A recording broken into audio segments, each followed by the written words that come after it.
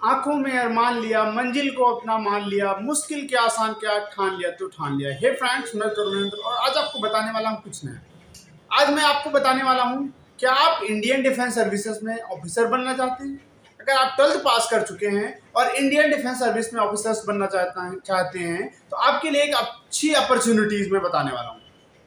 आज मैं बताने वाला हूँ कि कैसे इंडियन डिफेंस सर्विसेज में ऑफिसर्स बनने के लिए क्या क्या एलिजिबिलिटीज चाहिए, कौन कौन से एग्जाम्स होते हैं, फिर इसके मेडिकल एग्जाम्स कैसे होते हैं, इसकी ट्रेनिंग क्या है और इसका जो कमीशन है इसमें ऑफिसर्स क्या क्या होते हैं। सबसे पहले हम बात करते हैं, अगर हम बात करें कि इंडियन डिफेंस सर्विसेज में ऑफिसर्स बनने के लिए हम कितने तरीके हैं, तो वो है सबसे आसान प्रोसेस जो होता है वो है एनडीए।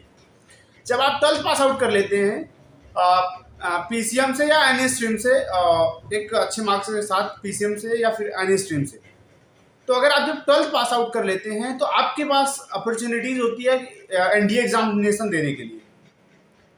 जब आप एनडीए एग्जामिनेशन का फॉर्म फिल करते हैं तो आपको एक एडमिट कार्ड मिलता है। एट दैट जनवरी में एग्जामिनेशन के फॉर्म फिल होते हैं और at that last near about April या मई में आपके एग्जामिनेशन होते हैं। जब आप एग्जामिनेशन देते हैं तो एग्जामिनेशन की बात करें तो उसमें 2 पेपर होते हैं। दोनों पेपर 2.5 या 3 आवर्स के समथिंग का होता है। जब आप एग्जामिनेशन देने जाते हैं तो सबसे पहले इसमें सुबह 7 बजे की एक बैचेस होती है जो एग्जामिनेशन दे होता है। फिर दूसरी बैच होती है करीब 11 साढ़े 11 बजे की या 12 बजे से स्टार्ट होती है। तो आप जो पहला एग्जाम होता है वो टोटल मैथमेटिक्स का एग्जाम होता है जो एक कंपलसरी एग्जाम है। अगर आप उस कंपलसरी एग्जाम की बात करें तो वो कंपलसरी एग्जाम होता है जिसमें आपको पासिंग मार्क्स तो लाना 99% इंपॉर्टेंट है, क्योंकि आप अगर उसमें पासिंग मार्क्स नहीं लाते हैं तो आपका आगे वाला पेपर चेक नहीं होगा। बात करते हैं, फिर दूसरा होता है जीएटी, जर्नल एबिलिटी टेस्ट। आपकी जो जर्नल एबिलिटी है उसको चेक करा जाता है। जब आप इन दोनों एग्जाम्स को देते हैं और देने के पश्चात करीब 1 महीने बाद आपका रिजल्ट आ जाता है। अब जब आपका रिजल्ट आ जाता है तो आपके पास अब ऑप्शन बचता है कि अब क्या होगा। तो आपका, अगर आप पास आउट कर चुके होते हैं तो उसमें अपने नंबर, रोल नंबर्स को डाल के चेक करें। अगर आप पास आउट हो चुके हैं, उसमें पास हो चुके हैं, तो आपके पास एक मेल आता है जो आप मेल डाल चुके होते हैं और आपको एसएसबी के लिए बुलावा आता है, उसमें एक लेटर आता है। तो आप एसएसबी के लिए और क्या क्या सामान चाहिए वो एसएसबी के लिए आता है।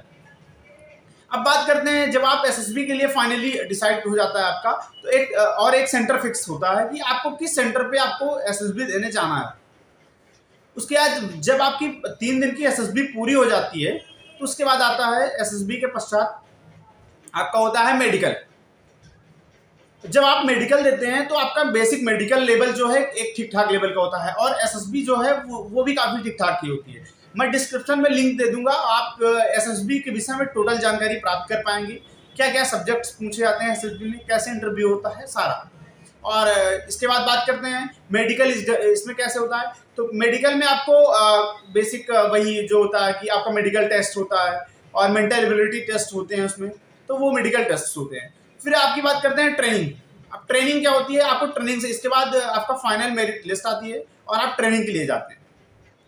ट्रेनिंग आपकी अलग अलग डिफेंस सर्विसेज हैं, जिसमें कि एक है आर्मी, एक है एयरफोर्स, एक है नेवल।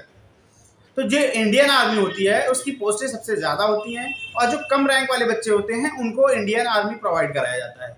उनके जो इंडियन आर्मी वाले बच्चे होते हैं उनकी जो स्ट्रीम है वो उतनी डिफाइन नहीं करी गई कि आप पीसीएम या पीसीबी हो।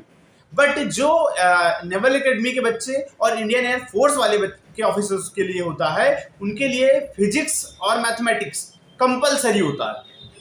अगर जब वो फिजिक्स और मैथमेटिक्स क्लास 12th में लिए होते हैं या उनके स्ट्रीम में होता है तो वो उस एग्जाम्स को देने के लिए फाइनली एबल्ड होते हैं। बात करते हैं इसके बाद आगे हमें क्या करना होता है। इसमें आगे ये होता है कि ये एक प्रोसेस है। अब इसमें कौन कौन से ऑफिसर्स रैंक होती है। इंडियन आर्मी में जब हम बनते हैं तो लेफ्टिनेंट बनते हैं स्टार्टिंग में।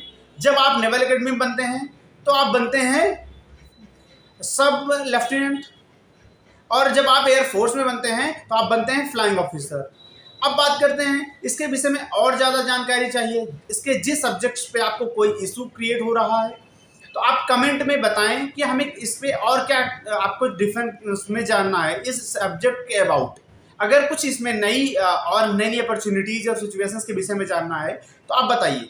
इसमें वैलिडिटी की बात करें तो अगर आप सबसे महत्वपूर्ण है आप इंडियन होने चाहिए, और दूसरा किसी भी स्ट्रीम से 12th पास आउट होने चाहिए जब और बेसिक ये है। और ये चीज़ें, और सबसे बड़ी बात एज लिमिट की बात करते हैं।